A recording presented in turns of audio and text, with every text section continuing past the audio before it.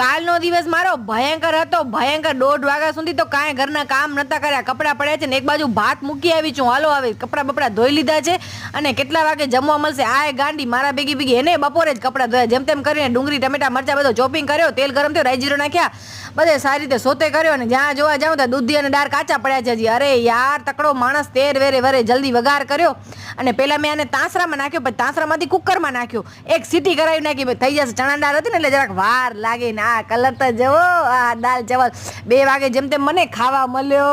મન યાર.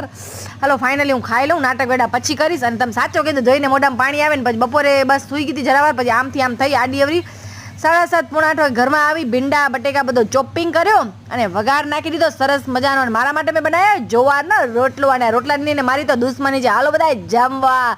હું અને પતિદેવ જમવા બેસી ગયા ને આઈસ્ક્રીમ છે આજે એક. કોને મળશે પતિદેવ ને આઈસ્ક્રીમ બહુ મોંઘી પડી, મને ગુલ્ફી લઈ દેવી પડી.